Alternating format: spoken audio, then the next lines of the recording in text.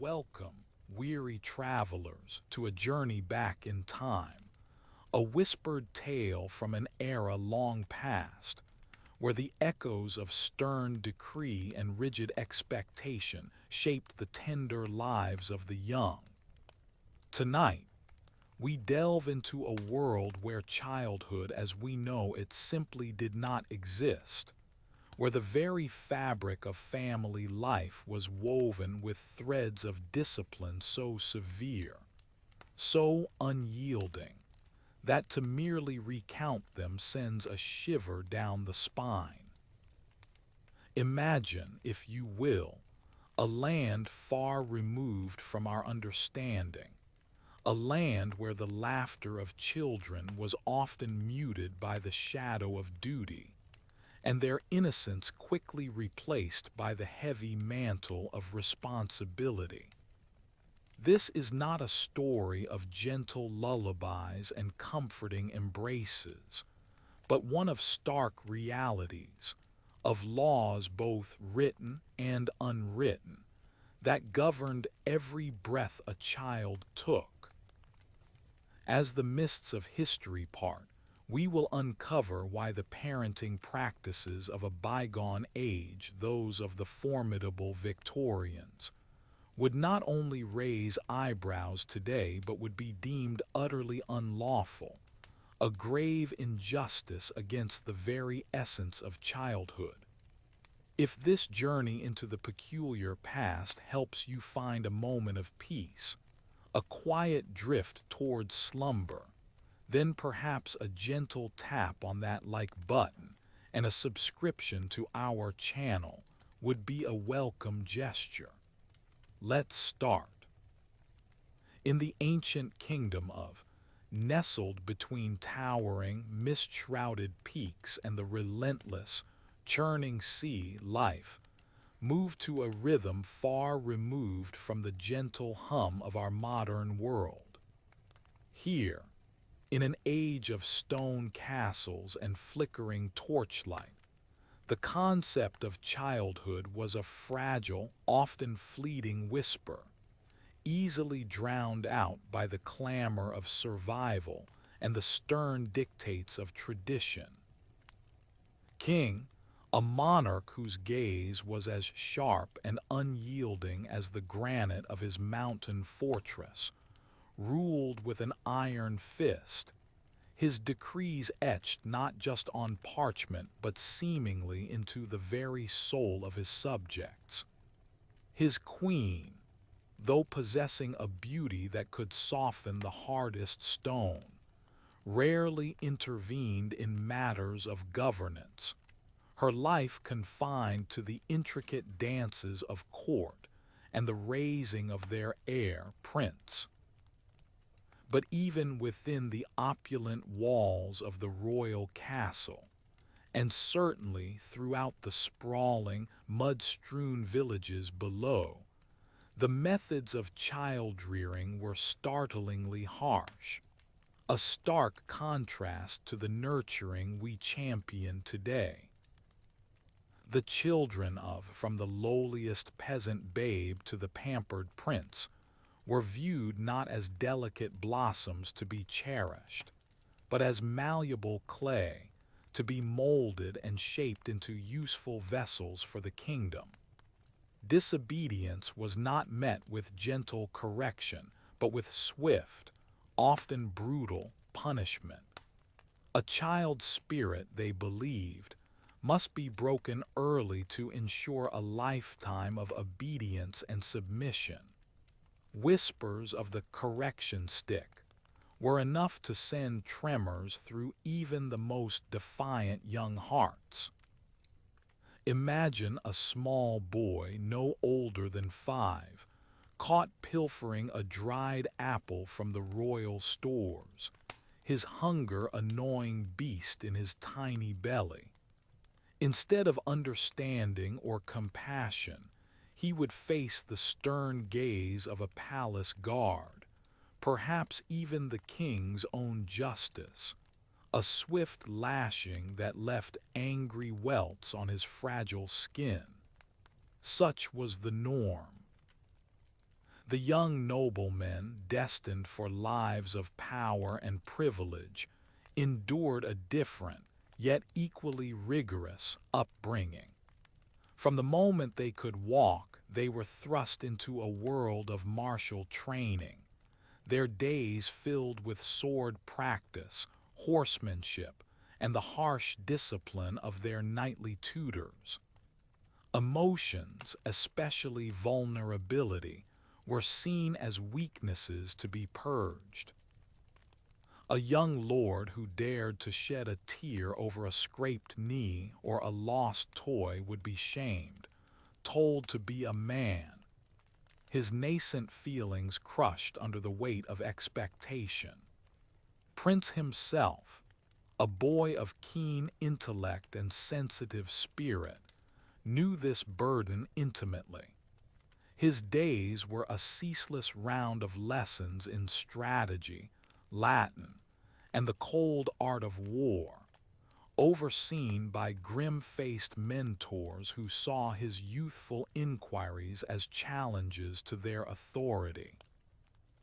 His only respite was the brief, stolen moments he could spend observing the court's resident storyteller, a wizened old man named, whose tales offered a fleeting glimpse of a world beyond duty and discipline.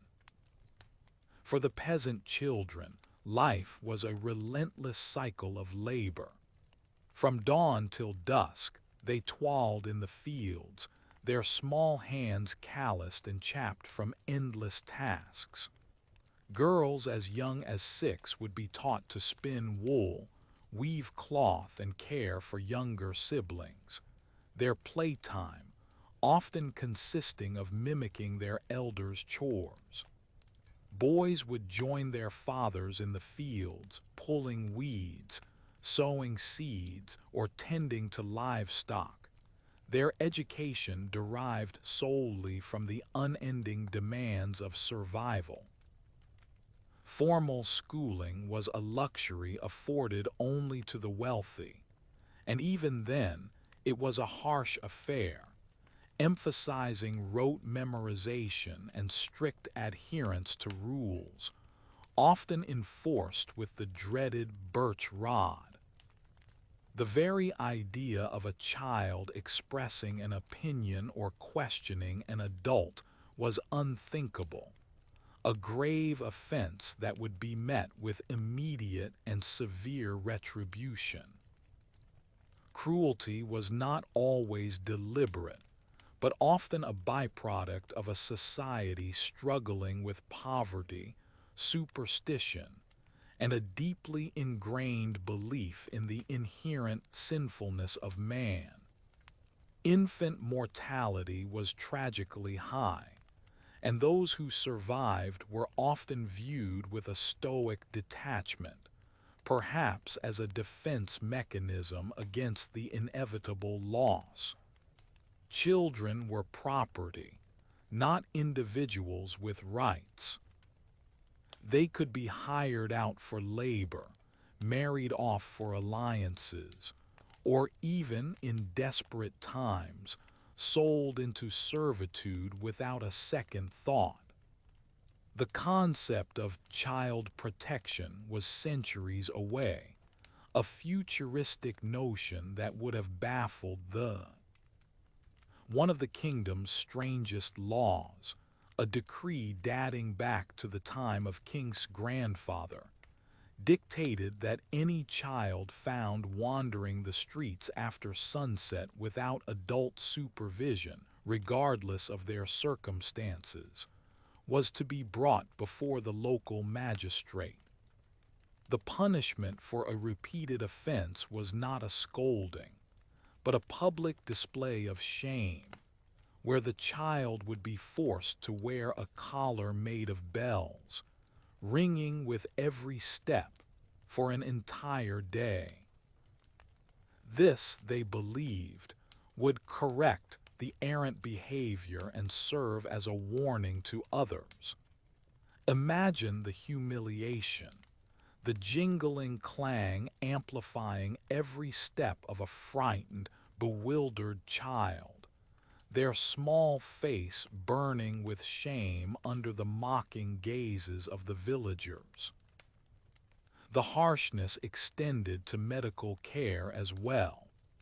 Children were often subjected to barbaric remedies, their cries ignored as poultices of questionable efficacy were applied, or painful bloodletting rituals performed. A fever, which today might warrant a trip to the doctor and some gentle medicine, could lead to a series of agonizing treatments, leaving the child weakened and traumatized, often with little to no positive effect. The scientific understanding of disease and the delicate nature of a child's body was simply absent, replaced by folklore and a grim resignation to fate. As Prince grew, a seed of unease began to sprout within him. He watched the stoic faces of the peasant children, their laughter rare and fleeting, their eyes holding a weary wisdom far beyond their years. He saw the fear in the younger, noble children as their tutors delivered sharp reprimands or a stinging slap. He remembered the pain of his own childhood, the suffocating weight of expectation, the constant pressure to conform, to suppress his true self. He started to question the wisdom of his father's decrees, the validity of traditions that seemed to crush the very spirit of the young. These questions, however, he kept locked deep within his heart, knowing that to voice them would be an act of defiance, a challenge to the established order that King would not tolerate. A particularly cruel law, often whispered about in hushed tones, concerned succession in noble families. If a noble house failed to produce a male heir, and only a daughter was born, that daughter, regardless of her intelligence or capability, would be married off to a much older, often distant relative chosen by the king. Her sole purpose then became to bear a male heir, ensuring the continuation of the family line, her own desires, her own future, completely disregarded. It was a practice that turned young girls into commodities, their lives mapped out for them before they could even understand the meaning of the word choice.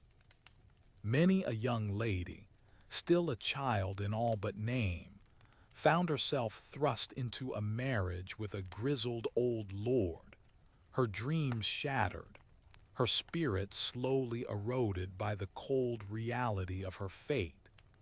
This, too, was seen as a necessary evil, a pillar of stability in a volatile world, ensuring the smooth transfer of power and property. The arrogance of some of the noblemen, fueled by their inherited power and the unquestioning obedience of their subjects, led to extreme abuses. Lord, a man whose lands bordered the dark, whispering forests, was notorious for his harshness. He saw his peasant children, indeed all the children within his domain, as extensions of his property. It was rumored that he would occasionally force the children of his tenants to perform demeaning tasks, simply for his amusement, or to demonstrate his absolute authority. A favorite pastime of his was to pit young boys against each other in wrestling matches, regardless of their size or strength, betting on the outcome and roaring with laughter as they struggled and cried. Their parents, bound by feudal loyalty and the fear of losing their meager homes, could do nothing but watch, their hearts heavy with silent sorrow.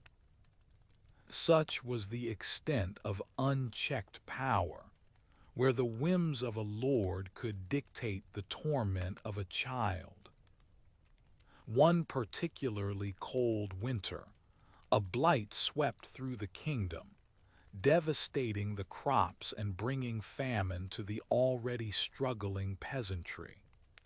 Children, weakened by hunger, became even more vulnerable.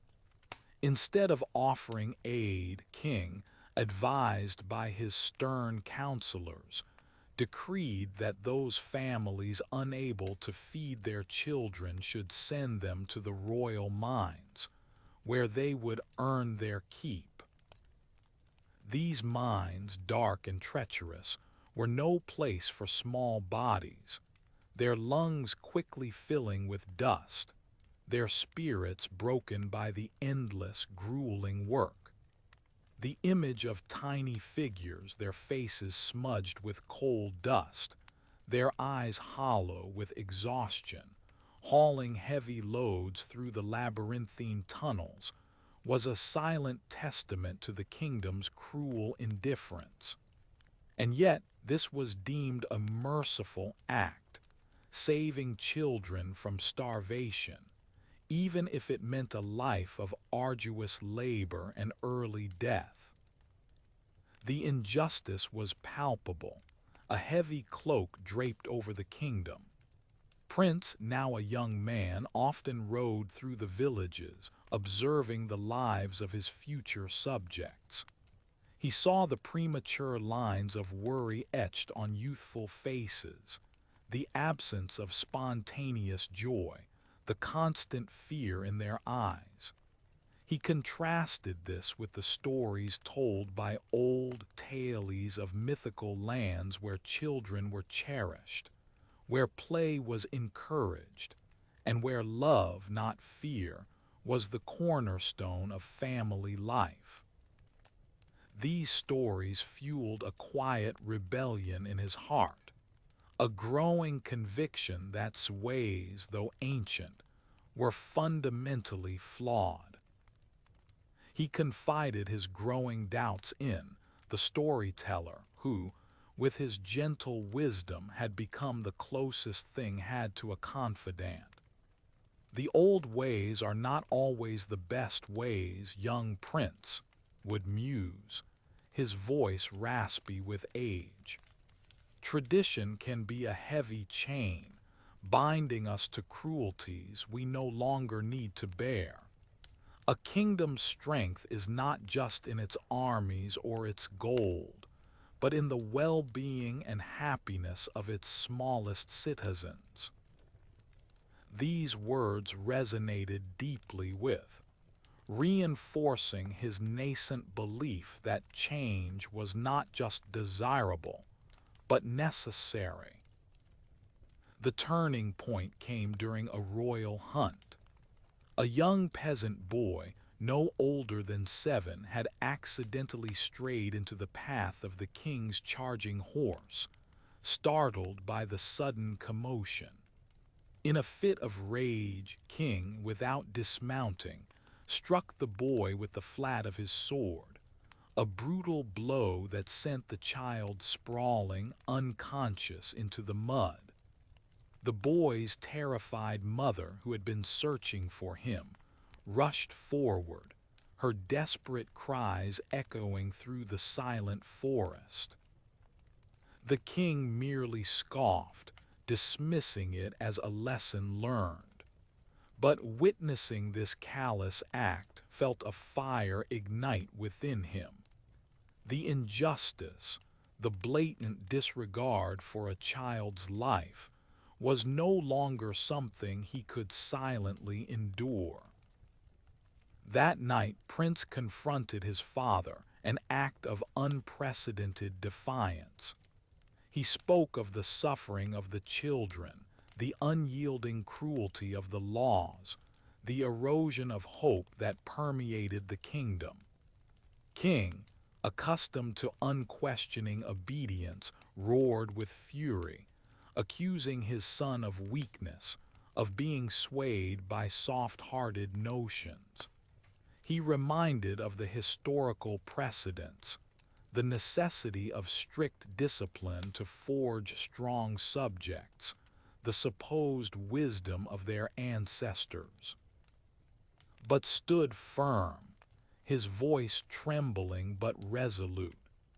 He argued that a kingdom built on fear and broken spirits could never truly prosper, that true strength lay in compassion and justice. The argument raged for hours, the echoes of their raised voices startling the castle servants. In the end, King, his face a mask of cold fury, banished from his presence, forbidding him from attending court or speaking on matters of governance. "You will learn the true nature of power, boy," he declared, "when you witness the chaos that kindness brings." Retreated to his chambers, but the fire of conviction within him refused to be extinguished. He began to secretly gather support, speaking in hushed tones with other progressive-minded nobles, with trusted knights who had witnessed similar abuses, and even with some of the more respected village elders. He painted a vision of a kingdom where children were nurtured, where education was a right, not a privilege, and where justice tempered with mercy replaced the brutal decrees of old. It was a dangerous game, one that could lead to charges of treason. Meanwhile, King's arrogance grew. He misinterpreted temporary retreat as a sign of submission. He doubled down on his harsh policies, imposing even stricter curfews on children, increasing labor quotas for families with many young mouths, and publicly endorsing the correction stick as a vital tool for moral instruction. He even ordered the public shamming of several noble children for minor infractions, a move that alienated many of his most loyal lords, who felt their family honor had been tarnished. His actions, instead of quelling dissent, inadvertently fueled it, pushing more and more people towards silent rebellion. The king's haughty dismissal of his son's concerns was perceived not as strength, but as a dangerous inflexibility, a sign that he was out of touch with the changing needs of his people. One spring morning, news reached the castle that a plague, far more virulent than any before, was sweeping through the outermost villages. It struck the children first and hardest, their small bodies succumbing rapidly to its ravages. Panic spread like wildfire. King, in his stubborn adherence to tradition, refused to acknowledge the need for new methods, instead ordering prayers and ancient rituals, which proved utterly ineffective. He even forbade the movement of people, trapping infected families in their homes, leading to even more widespread contagion.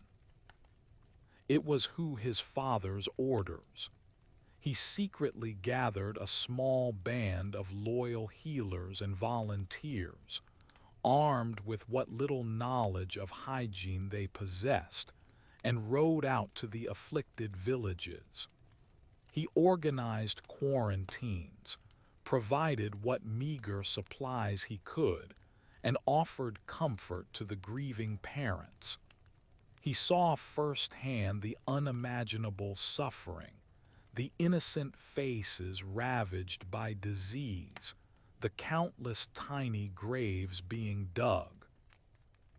He realized then that the fight for humane treatment of children was not just about changing laws, but about valuing every single young life. The plague eventually reached the capital, even touching the royal court. Young ladies of noble birth, distant cousins of the king, succumbed to the illness. The castle, once a bastion of order, descended into a state of fear and despair. King, holed up in his private chambers, grew increasingly isolated, his pronouncements becoming more erratic, his grip on power loosening.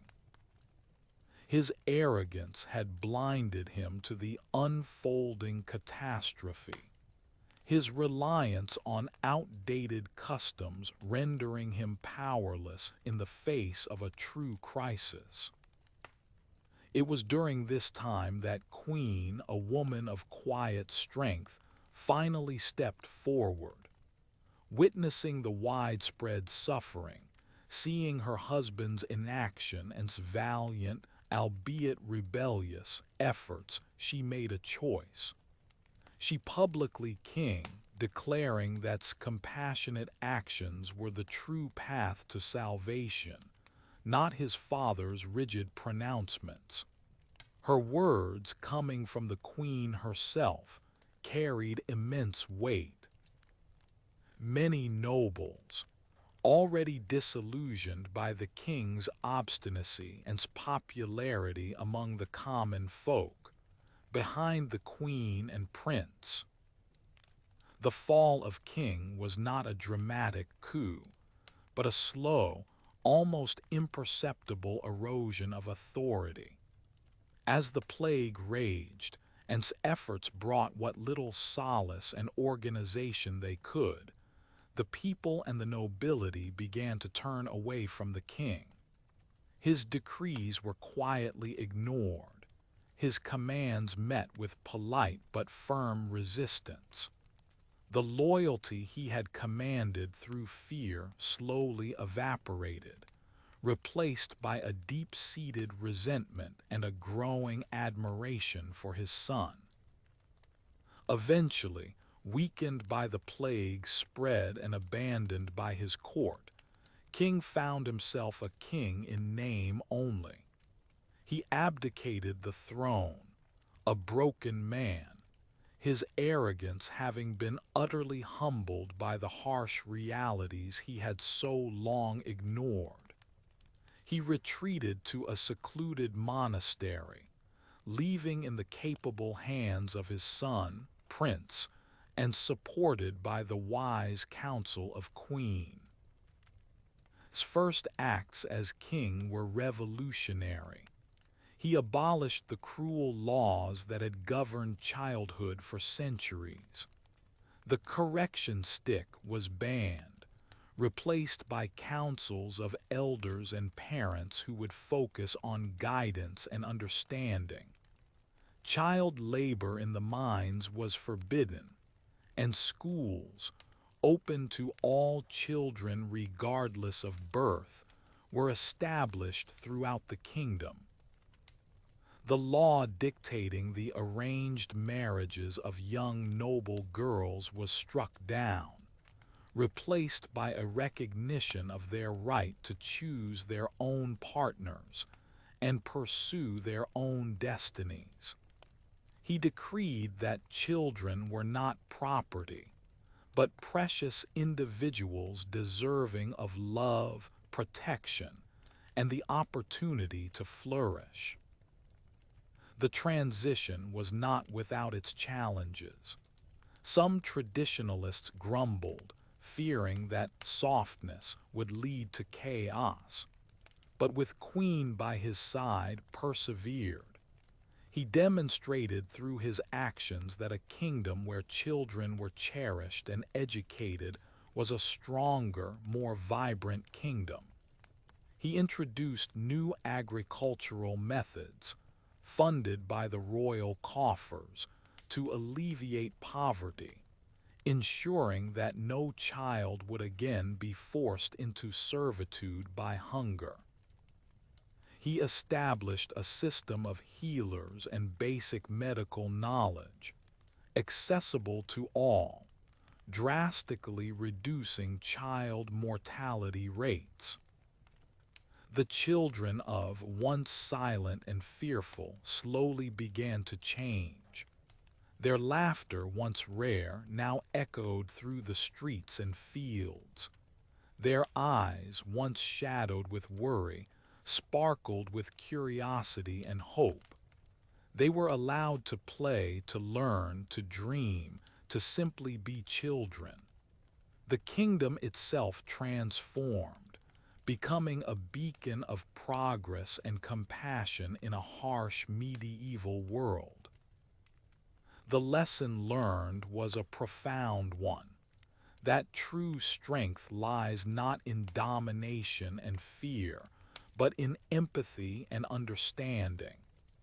That the most vulnerable members of society, the children, are not burdens to be disciplined into submission, but the very future of the kingdom, deserving of every protection and opportunity.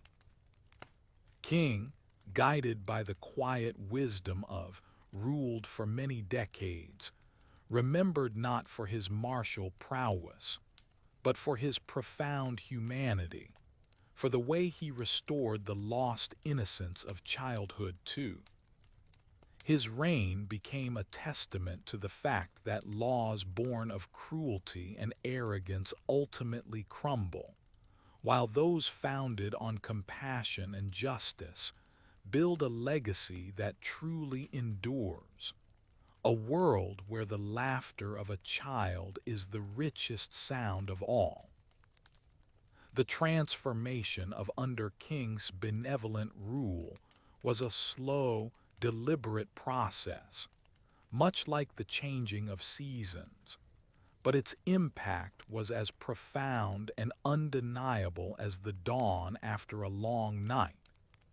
The initial resistance from a few staunch traditionalists, those who clung to the old ways with the tenacity of ivy on a stone wall, gradually faded in the face of demonstrable success and the sheer joy radiating from the kingdom's youngest citizens. Having experienced the crushing weight of those traditions himself, understood that change could not be forced with the same brute strength that his father had wielded. Instead, he cultivated it with patience, education, and the compelling evidence of a society that was visibly thriving. One of the most radical shifts was in the realm of education, where once learning was a privilege exclusively for the nobility, and even then, often a harsh and uninspiring affair focused on rote memorization and military strategy, envisioned a different path. He established children's houses in every major village and town, modest structures built by community effort, where knowledge was freely shared. These were not the grim, punitive institutions of the past. Instead, they were places where storytelling, the very art form that had sparked his own awakening through tales, became a cornerstone of learning. Scribes, once solely dedicated to royal records, were now tasked with teaching children to read and write, using vibrant stories and allegories that taught not just letters, but also empathy, critical thinking, and a sense of wonder. The teaching methods were revolutionary for, instead of birch rods and public humiliation, teachers were encouraged to use gentle guidance, to foster curiosity rather than suppress it. Children were no longer punished for asking why, but encouraged to explore, to question, to seek understanding. Imagine the sheer marvel in the eyes of a peasant child who, for generations, had been taught only how to sow and reap, now learning about the stars, about distant lands, about the intricate workings of a clock. This was a profound liberation, a blossoming of intellect that had been dormant for centuries. Queen, no longer confined to the ceremonial duties of court, became a fierce advocate for the education of girls. She established separate maidens' guilds, where young women were taught not only the domestic arts traditionally expected of them, but also reading, writing, herbal medicine, and even basic arithmetic skills that empowered them within their households and communities. She championed the idea that an educated woman made a stronger family and a more prosperous kingdom, a notion that would have been dismissed as ludicrous in her husband's time. Her involvement lent a crucial legitimacy to these new initiatives, helping to overcome the ingrained prejudices against educating females. The abolition of child labor in the mines and fields was another monumental change. This, however, presented an economic challenge. Many families relied on the labor of their children for survival. Addressed this with a multi-pronged approach. He instituted a system of royal stipends for families with young children, ensuring that parents could afford to send their children to the children's houses instead of the fields. He also invested heavily in agricultural innovation, introducing new farming techniques and tools that increased crop yields, thereby reducing the need for extensive manual labor and ensuring food security. This foresight not only protected children, but also ushered in an era of unprecedented prosperity for the peasantry. The most visible sign of transformation was the palpable shift in the kingdom's soundscape. The mournful silence that once pervaded the villages, broken only by the necessary sounds of toil or the occasional harsh command, was replaced by a symphony of childhood. Laughter, clear and uninhibited, rippled through the air. The shouts of children playing imaginative games, the hum of young voices reciting poems in the children's houses, the gentle melodies of songs taught by the new teachers. These were the new sounds of vibrant and full of life. It was a testament to the fact that when fear is lifted, joy inevitably rushes in to fill the void. King understood that changing laws was only the first step. Changing hearts and minds was the real, long-term endeavor.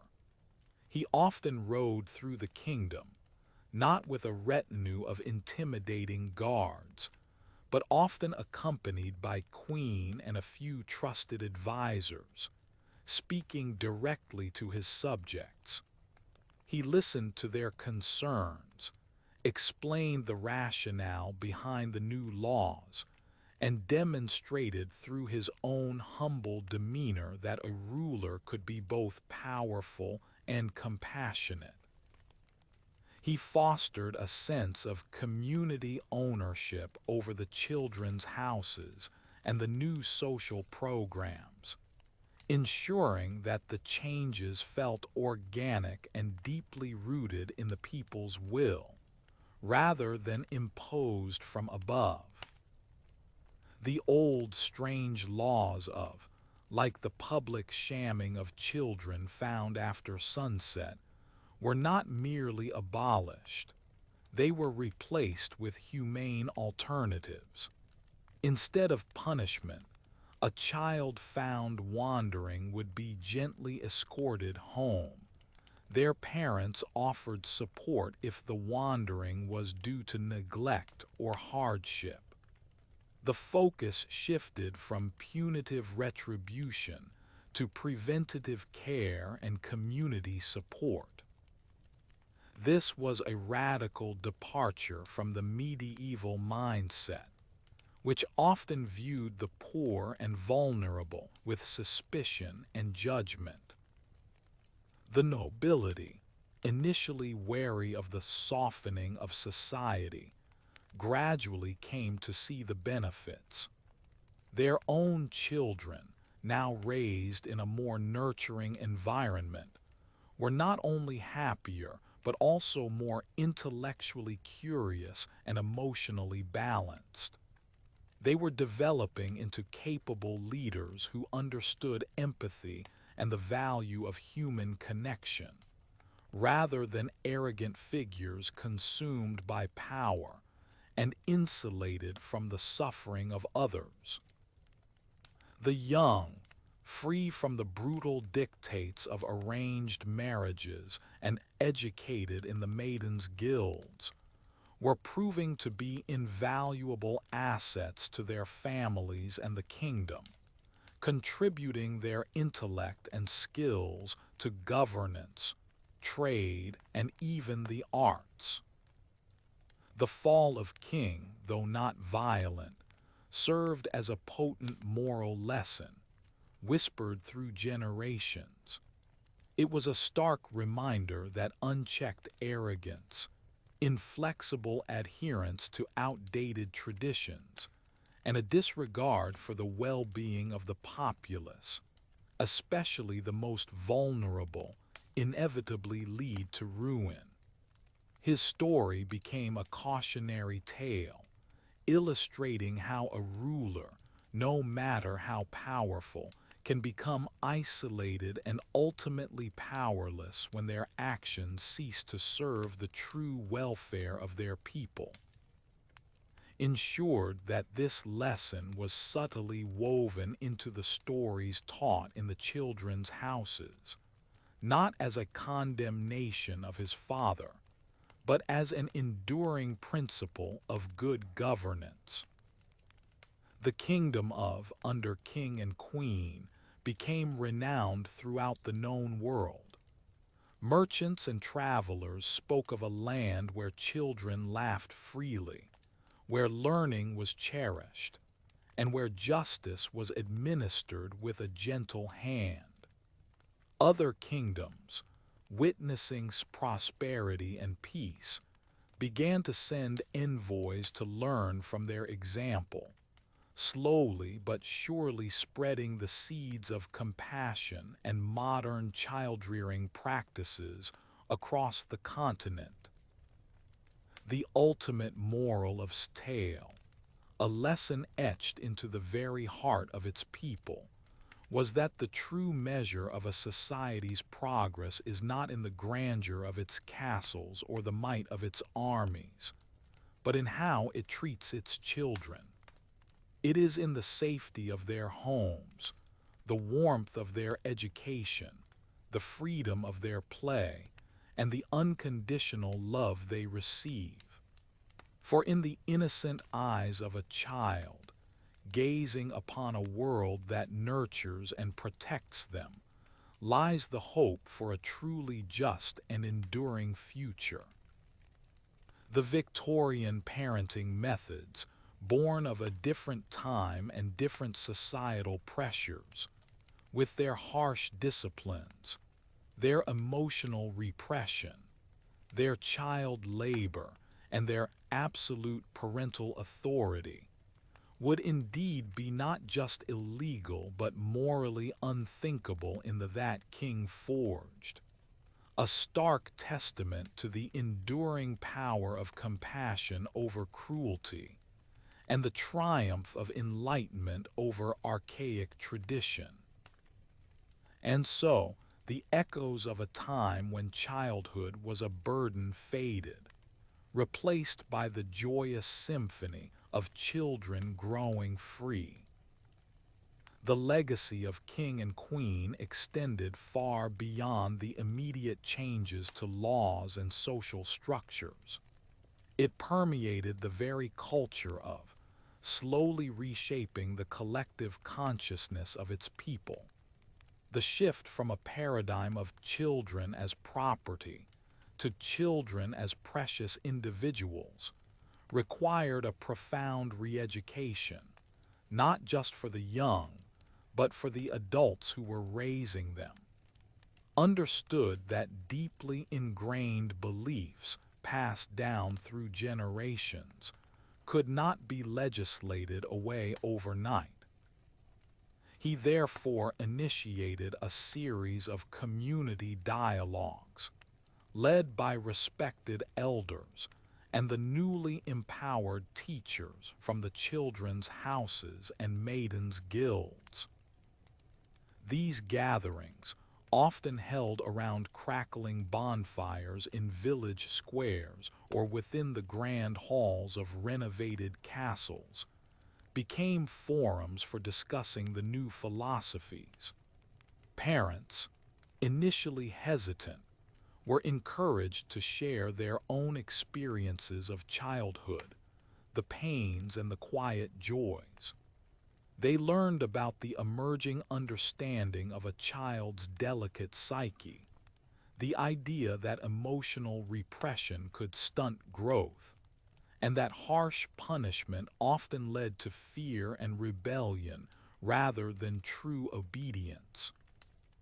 They were taught that a child's natural curiosity was a gift to be nurtured, not a nuisance to be silenced.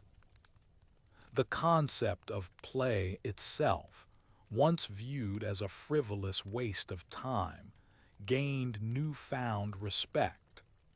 Remembering his own stifled youth, commissioned the creation of village greens and simple play structures, encouraging children to engage in imaginative games. He invited artisans to craft wooden toys and dolls, replacing the crude, often dangerous playthings of the past. The sight of children tumbling in fields, building imaginary castles, and laughing without inhibition became a source of quiet pride for a visible symbol of their collective progress. The relationship between noble families and their children also transformed. The pressure for young lords to be miniature warriors from infancy began to ease. While martial training remained important for defense, it was balanced with academic pursuits, artistic expression, and emotional development. Young, no longer solely groomed for advantageous marriages, were encouraged to pursue their intellectual curiosities, becoming scholars, artists, and even advisors in the royal court. The queen herself, with her graceful yet firm demeanor, became a role model for aspiring young women, demonstrating that intelligence and influence were not solely the domain of men. King also reformed the justice system, particularly concerning young offenders. Instead of the draconian punishments of old, which often saw children imprisoned or subjected to corporal punishment for minor transgressions, he established youth councils. These councils, composed of wise adults and sometimes older, respected youths, focused on rehabilitation and understanding the root causes of a child's misbehavior. If a child stole bread, the question was no longer, how do we punish them? But why were they hungry? What support does their family need? This revolutionary approach saw a significant reduction in repeat offenses and fostered a greater sense of community responsibility. The cruel practices surrounding child inheritance and the often forced marriages were thoroughly dismantled. A child's birth order or gender no longer solely dictated their fate, while firstborn sons still generally inherited titles and lands. Provisions were made for other children to receive education, training, and opportunities to forge their own paths, whether in scholarly pursuits, craftsmanship, or trade. The idea that a young person had a right to self-determination, a concept utterly alien in the time of King, slowly took root. The kingdom's healthcare system continued to evolve under his guidance. He established the Royal College of Healers, dedicated to the study of medicine and hygiene, with a particular focus on pediatric care. Were trained in antiseptic practices, drastically reducing maternal and infant mortality rates. Herbal remedies were studied scientifically, and effective treatments were disseminated throughout the kingdom. Children's clinics were opened, offering free care to all, irrespective of social standing. The health and well-being of every child became a paramount concern of the state. The subtle imperfections of human storytelling, the slight pauses and inflections, were woven into the very fabric of how history was now recounted in. The stories of King's reign, once presented as tales of unwavering strength, were now told with a nuanced perspective, acknowledging the pain and injustice that lay beneath the surface of his iron rule. This fostered a deeper understanding of their past, allowing them to learn from their mistakes without erasing their history. The natural variation in the length of reforms, some immediate and others taking decades to fully implement, mirrored the natural flow of life itself. There were short, decisive actions, like abolishing the correction stick, and longer, more intricate processes, like building a comprehensive education system or shifting deeply ingrained societal attitudes. This organic growth allowed the changes to take root firmly, becoming an integral part of identity. Emotion, once suppressed, particularly in the young, was now acknowledged and valued. Children were taught healthy ways to express sadness, anger, and fear, rather than being shamed for these natural human responses. This led to a generation of who were more emotionally intelligent, capable of greater empathy and stronger interpersonal bonds. The intrigues of court, once dominated by silent power struggles and veiled threats, began to transform into more open, if still politically charged, debates, as leaders learned to articulate their arguments rather than resort to manipulative tactics. The small reflections on the past, how far had come, were a constant undercurrent in daily life. Old men and women who remembered the harshness of their own childhoods would look at their playing freely and shed quiet tears of gratitude. They would tell stories, not of the king's might, but of the kindness of a young prince who dared to dream of a better world for them. The monarchy, once absolute and fearful, evolved into a benevolent constitutional rule, where the king's power was balanced by a council of elected representatives, ensuring that the voice of the people, including the families and their children, was always heard. This prevented any future ruler from reverting to the autocratic and cruel practices of the past. The fall of arrogant rulers was no longer a matter of violent overthrow, but a quiet, collective refusal of the populace to accept injustice, a testament to the power of a unified, educated people. The kingdom flourished for centuries, remembered in historical texts not for its conquests or vast empires, but for its pioneering approach to childhood and human dignity. The moral of the story, passed down through generations, became a cornerstone of identity. A society is truly advanced not by its technological prowess or its material wealth, but by its commitment to cherishing and protecting its most vulnerable members, particularly its children.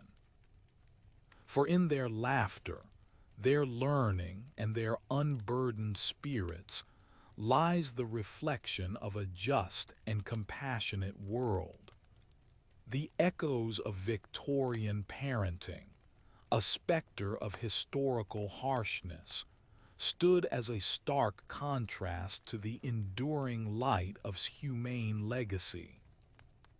The tale served as a permanent reminder that progress is not merely about moving forward in time, but about evolving our understanding of humanity, embracing empathy, and ensuring that every child is afforded the fundamental right to a joyful and protected childhood, free from the shadow of arbitrary power and needless cruelty.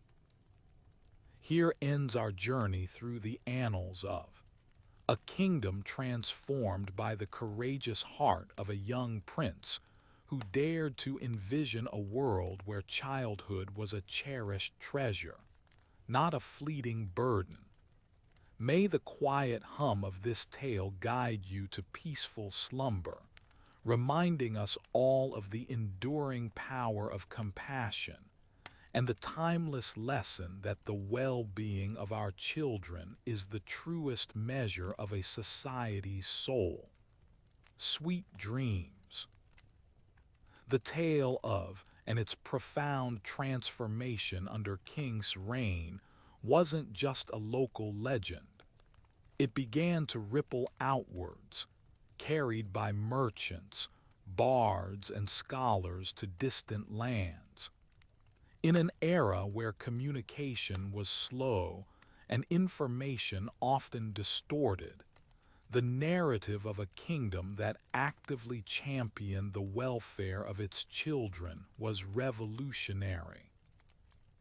It challenged the deeply entrenched beliefs of many neighboring realms, where similar harsh practices, born of feudal traditions and the struggle for survival, were still commonplace.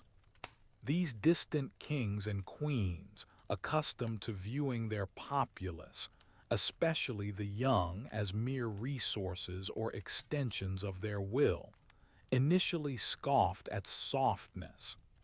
They predicted that such compassion would lead to a generation of weak, undisciplined subjects, ripe for conquest.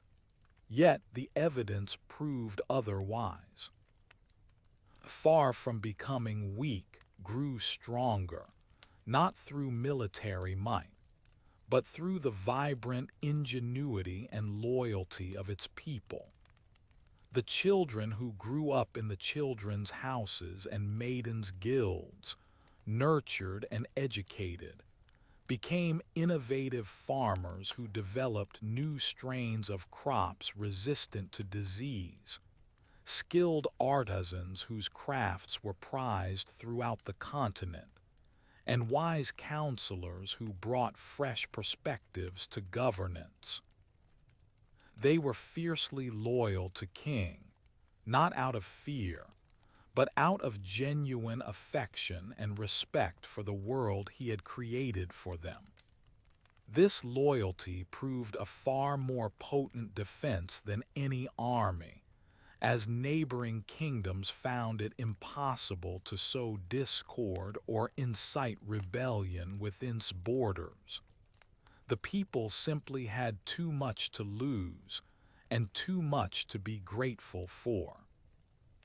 One example of this newfound strength through compassion was when the neighboring warlord, King of the Iron Peaks, a ruler notorious for his brutal tactics and reliance on child soldiers, launched an invasion. His initial reports suggested would be an easy target, its populace softened by years of peace and gentle rule.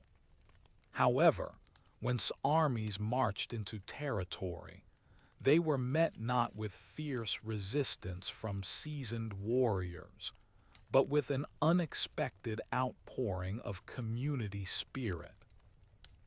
The citizens, young and old, had already evacuated the strategic areas, guided by the very children who had learned about logistics and community planning in their schools. The fields were emptied, the granaries hidden, leaving the army to starve and struggle for supplies. More surprisingly, the forces, led by knights who had grown up under reforms, fought with a fierce moral conviction that King's brutalized soldiers could not match. These knights, having been taught empathy and justice, fought not just for their king, but for the cherished future of their children, a concept utterly alien to mercenaries. They fought to protect the very values that had transformed their land. The war was short-lived, with its army demoralized and ill-supplied, eventually retreating in disarray. This victory served as a powerful testament to the idea that a society built on compassion was not weak, but possessed an inner strength that far surpassed mere military might. The fame of children's houses reached even the most isolated corners of the continent. Scholars from the great universities of the South traveled to observe its educational system, marveling at the literacy rates among commoners and the vibrant intellectual curiosity displayed by its youth. They wrote treatises on the method, a pedagogical approach centered on nurturing the child's spirit, fostering creativity, and encouraging critical thought through storytelling and experiential learning, rather than solely relying on rote memorization and punishment.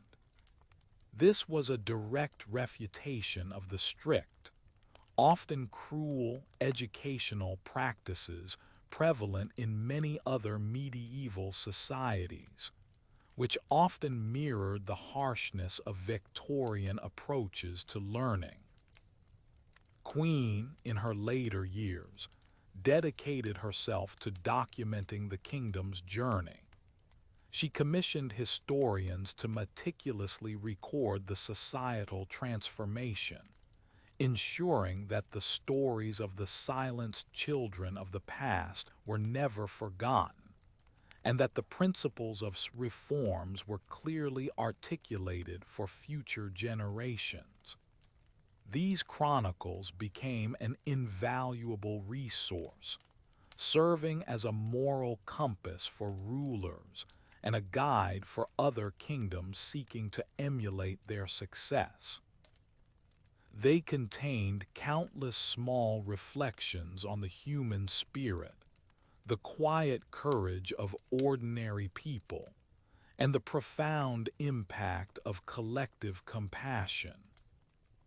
The natural variation in human experience, the ups and downs of life that children in were now equipped to navigate with emotional resilience, became a cornerstone of their society. They understood that challenges would come, but they also knew they had the support of their community and the tools of education and empathy to overcome them. The sense of security and belonging fostered in childhood created a population less prone to despair and more capable of collective action and innovation. The tale of King's Fall, once a grim family secret, became a public lesson in humility and the dangers of unchecked power. His arrogance, initially perceived as kingly strength, was now understood as a fatal flaw that almost brought the kingdom to its knees. The story was retold in ways that emphasized the importance of listening to dissenting voices, of adapting to changing times, and of always prioritizing the welfare of the people over personal pride or outdated dogma.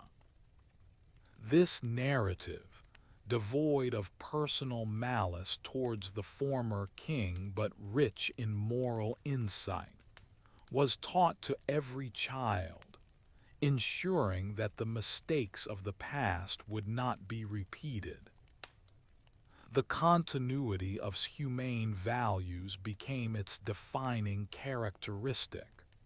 From the moment a child was born, they were enveloped in a web of support that ensured their health, safety, and education. The community, rather than being a distant authority, actively participated in raising its children, sharing responsibilities and celebrating milestones. This deep-seated communal care stood in stark contrast to the individualistic, often isolating, nature of Victorian parenting, where families, even in wealthy households, sometimes delegated child-rearing to governesses and nannies, creating emotional distance. The ultimate moral, woven into the very fabric of life, was a simple yet profound truth, that the true measure of a society's advancement lies in the tender care and profound respect it shows to its children. A kingdom that nurtures its young, that values their innocence, their curiosity, and their emotional well-being above all else, builds a foundation of strength, resilience, and enduring peace that no amount of gold or military might can ever truly achieve.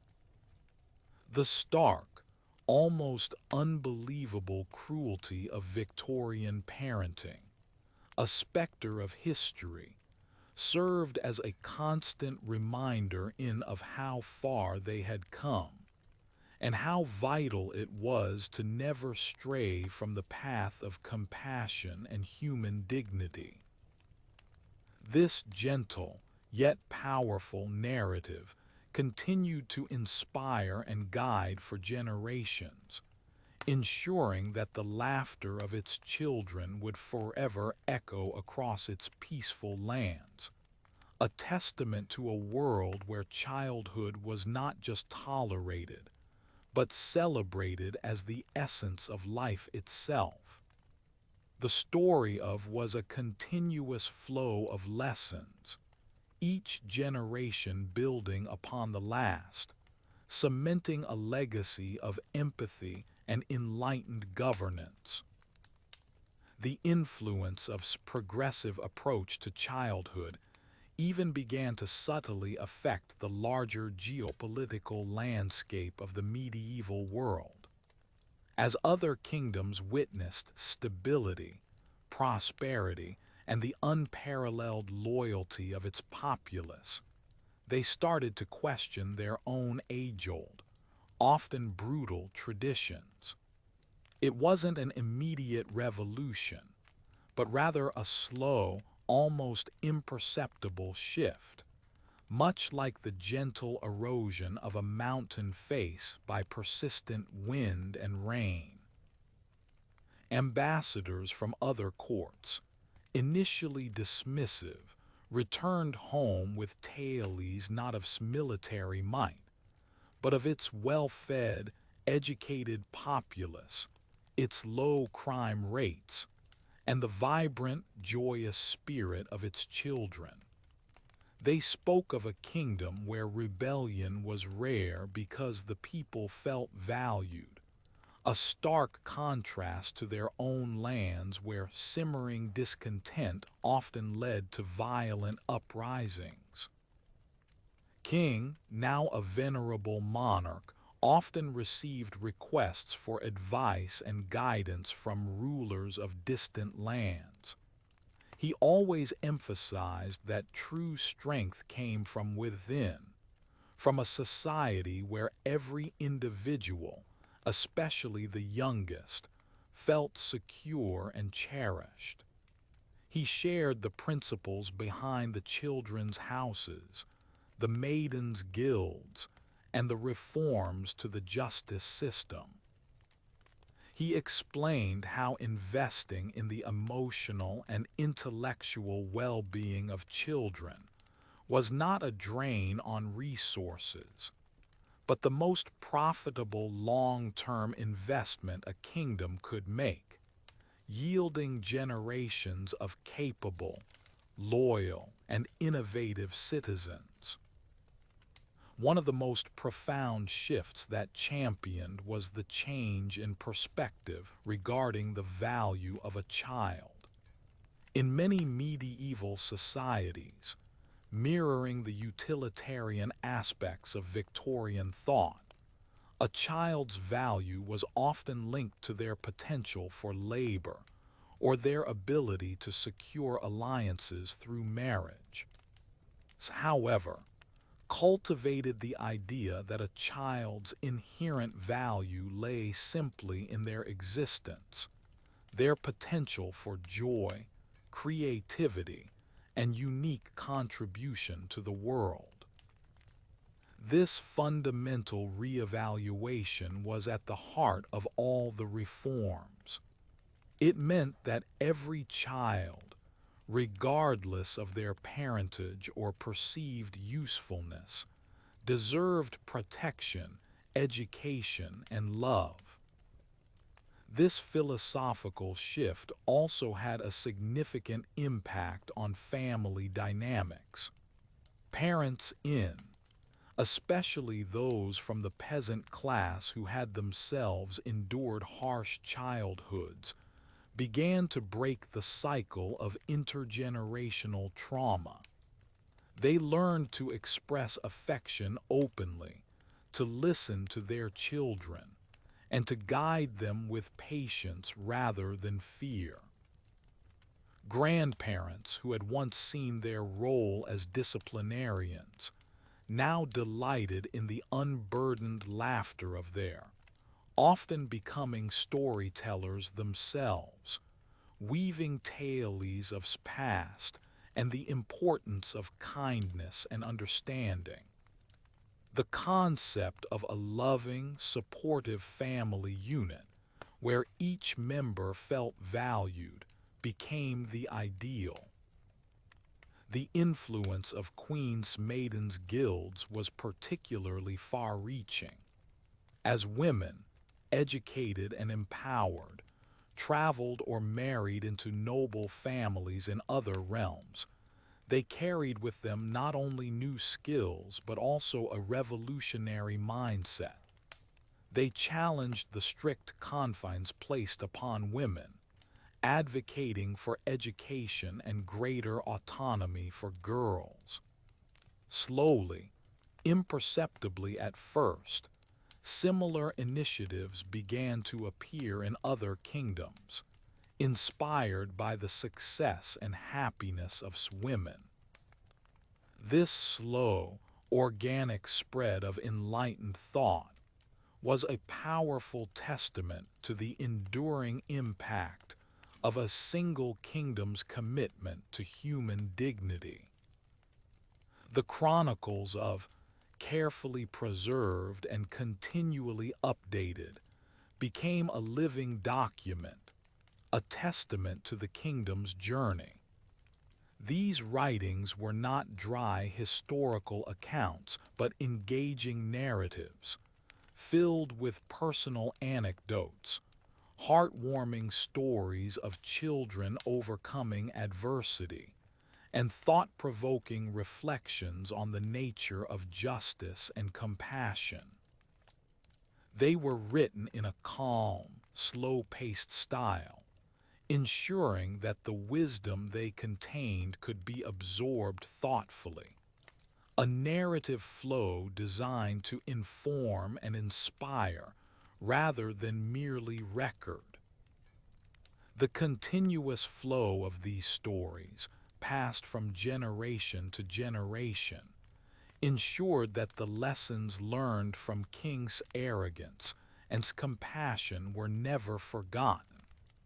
They served as a constant reminder that power, when wielded without empathy, ultimately leads to isolation and ruin, while power used for the welfare of all, especially the most vulnerable, creates a legacy that endures through the ages.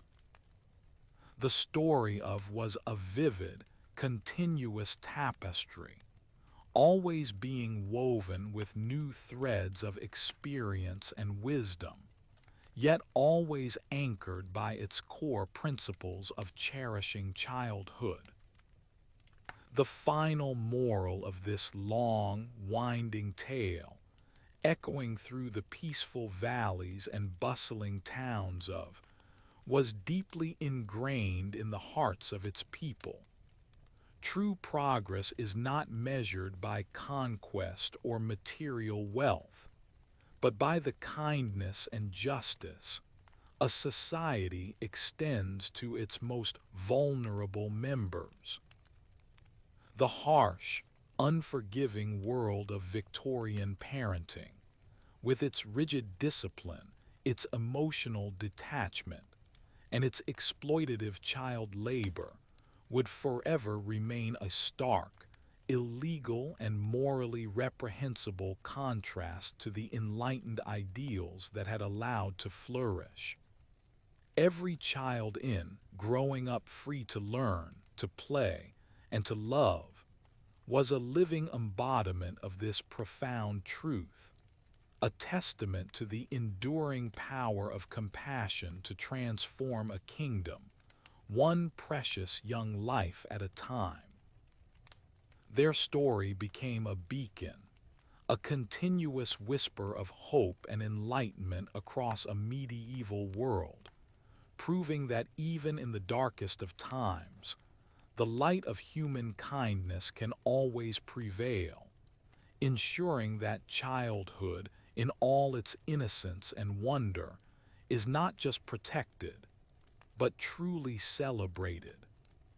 The journey from the shadows of cruelty to the dawn of compassion became a timeless narrative, a constant reminder of humanity's capacity for growth and goodness.